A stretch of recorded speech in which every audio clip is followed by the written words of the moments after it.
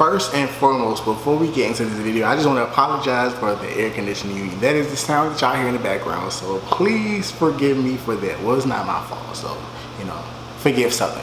Anyways, so y'all saw the title, y'all saw the thumbnail, so y'all know I would be cooking spaghetti and fish. Now, long time ago, I thought about doing a video titled like meals under a certain amount of dollars for college students, and I was like, well, I cook now, so why don't I just do multiple videos and add this as a segment to my channel? Because as you can see, there's something for everybody on Social Media TV. Anyway, so if you are new to the channel and you never seen any of my videos, like I just said, there's something for everybody on Social Media TV. So if I were you, I would subscribe. But I'm about to show y'all, I'm about to go step by step on what I do when I cook spaghetti and fish. Now, it's been a long time since I cooked spaghetti, but I cook fish like at least twice a week just because I'm trying to work on my weight and get skinny and all that. But anyway, so if you are new to the channel, make sure you like the video, you comment, and when you subscribe, because I know for a fact you are gonna subscribe, turn your post notifications so you get all and none, not some notification videos. So I'm trying to tell you, like I said before, if I were you, I would subscribe, and I ain't gonna say nothing else. Let's get into the video. Okay, so this is everything that I use. I have my spaghetti noodles right here. I have my Lorry seasoned salt, my pepper, garlic powder, onion powder, my ragu sauce, salt, my pot, my frying pan slash skillet or whatever, my pan, and the ground beef. Oh, and the fish. I forgot to record when I was throwing the fish out. So what I do is to kill two birds with one stone. So I use that big bowl that y'all just saw. I put the fish in there, then I put some lukewarm water in plus salt, and that's the first stage of my cleaning process for the fish. So the first thing we're doing is cooking the ground beef. So you're gonna take your frying pan, put it on the biggest eye,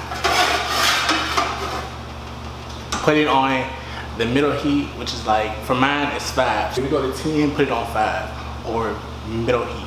Then you take your ground beef, break it up. You're gonna break it up into 4 quadrants, nothing major. Y'all, so I forgot to press record, so I'm gonna have to restart this whole process. Well, not the whole process, but like the noodle part. So what I'm about to do now is, while I'm waiting for the ground beef to cook, I'm gonna set my noodles up. So to set your noodles up, you boil some water inside your pot.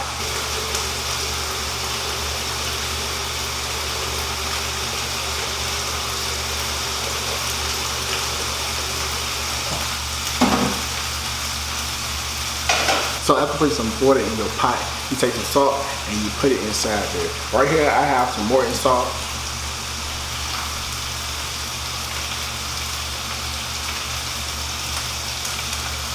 I put that out on 5 also, like I did the ground beef.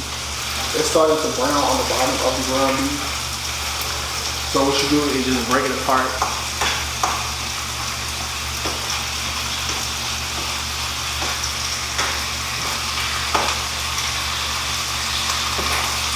I forgot to tell y'all, make sure that when you cooking ground beef, you don't clean it. You don't clean it at all. All of the germs and everything is gonna be out of it when you start cooking it. So ground beef, like I said, ground beef is the type of thing that you just don't clean. Now fish, chicken, pork, all that other stuff you clean, but ground beef, no. Also, I know y'all noticed that I didn't put anything in the pan yet. You do not season the ground beef until it is all the way brown, period. And also, I hope y'all wash your hands after dealing with ground beef. You just touching everything after you finish touching the ground beef. That's how you get salmonella, because of the cross-contamination. So make sure that you are washing your hands after everything that you're doing. Make sure when the ground beef is starting to get brown, you start breaking it apart even more.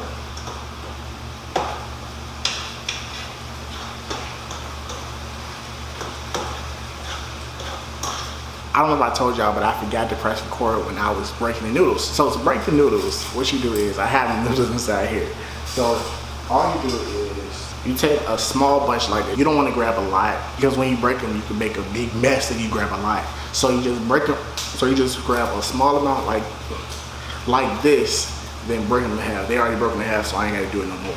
The water is hot, but not like boiling hot yet, so I can start putting the noodles inside.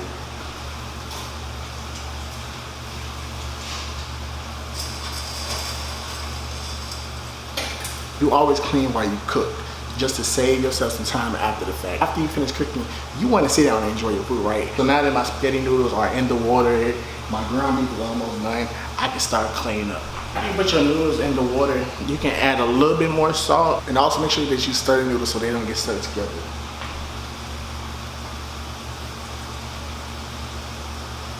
I am an eye cooker. Let me braise this up. What I mean is, I don't go by time, I go by eye. So if it's looking done, then you know I know it's done. And sometimes when you use time, the food might not be done or it may be overcooked. So you always want to go with your eye. Now, how I know when the ground beef is ready, when the ground beef is completely brown, no spots of red anywhere on the ground beef. And let me tell you how I know when the noodles are done. When the noodles are noodles, like they like this. When they like that, that's how I know they done. But if they still stiff, then they are far from being done. I also moved up the notch to 7 for my noodles just because they were taking too long to boil. I got time, like it's late, I got school tomorrow. But the ground beef is pretty much done for the most part. This is the ground beef. You see how it's brown. No red anywhere at all. No red, period. So that's how I know that the ground beef is done. Now I'm gonna use some of my Lowry seasoned salt. Put it all over the ground beef.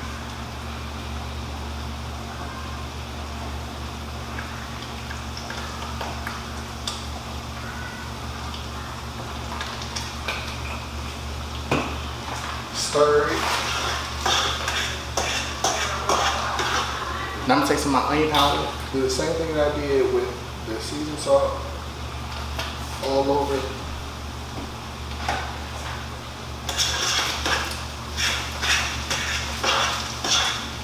Stir my noodles, because my noodles, I believe, are almost done. Yeah, my noodles are almost done. Can y'all see that? Now I'm gonna use some of my onion powder. Do the same thing I did before. Put it all over there. Stir. Same thing with pepper.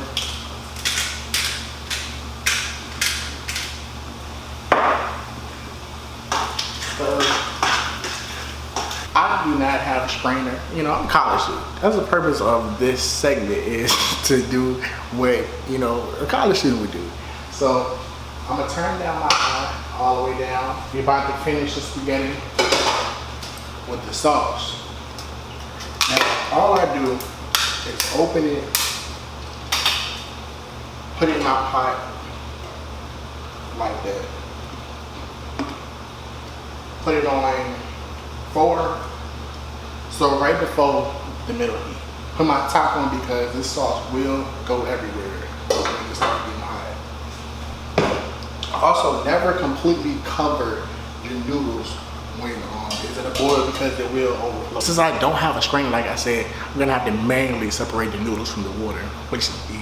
Now, I don't know how y'all do it. Where you from? We make spaghetti over here. You may have noodles and you put the meat on top and then you use the sauce. No, we mix all that together. When you just layer it, I think you're missing out the flavor. Me personally, it tastes dry and bland.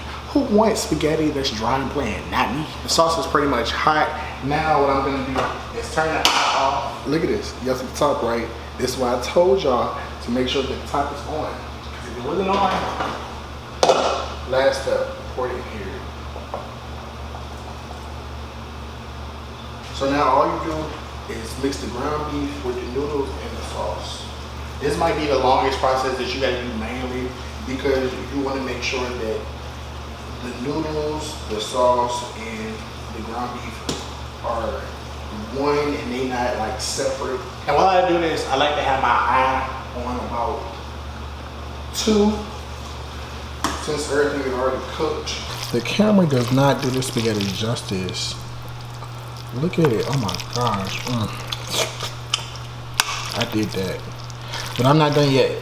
I got one more step. Now my last step is to put sugar in my spaghetti. Now I don't like to do it when it's freshly made because the sauce, it would get like, kind of milky. And I don't want my sauce to be milky. I want it to like stay intact and still be spaghetti sauce.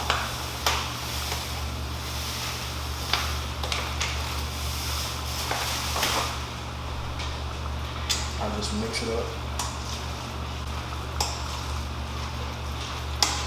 Remember, like I said before, make sure that you get to the bottom, because if you don't, you no flavor to the bottom.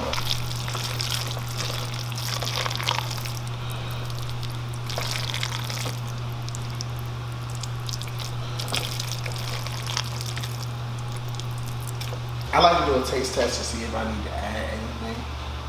So I'm gonna do it right now.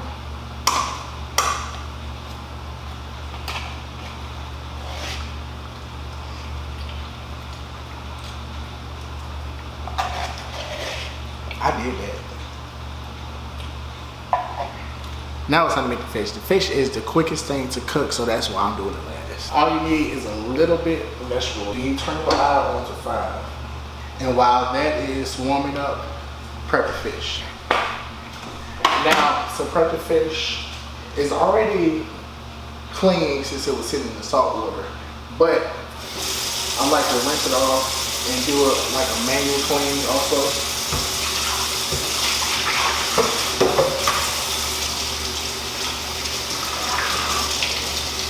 I dry my fish before I season. I just put it in a paper towel, flip it back and forth. It's not gonna be completely dry, but it's gonna be like, you know, not as regular. Now the season, I start with my Lowry season. Oops. I just saute it over there like that.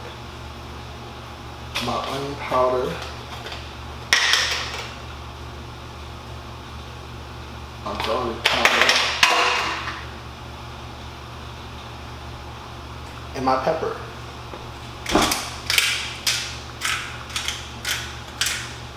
The oil is definitely ready, so all I gotta do, just take my fish, lay it inside of it. When you get that sound, that's how you know it's ready. Season the other side, just like I did this first side. Just like cooking the ground beef, I cook using my eyes, not time. They cook pretty fast, so it's time to flip it.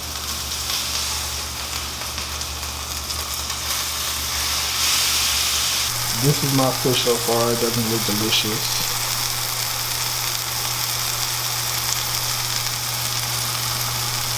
I'm gonna let it cook for like 5 more minutes, 2.5 minutes on each side, and then we're gonna be done with the fish. So lastly, I just add the spaghetti on the plate with the fish. Now, sometimes I eat spaghetti as a side, sometimes I eat it as a main. It's no biggie to me, you know. I just love spaghetti, so there's that. Do y'all see this? Looks good, right? I did that. The spaghetti tastes delicious. I know the fish tastes good because I done cooked fish like 100 times. Like I said, this is the first of this series. I don't know what I'm gonna title it, but it's gonna be something to the effect of college meals. Anyways, if you enjoyed the video, make sure you like, comment, and when you subscribe, something for a fact you are gonna subscribe. Turn your post notifications so you get all the none, not some notification videos. I'm trying to tell you, like I said before, if I were you, I would become a trendsetter, and I will catch you on the next episode of Trendsetter TV. I am gone.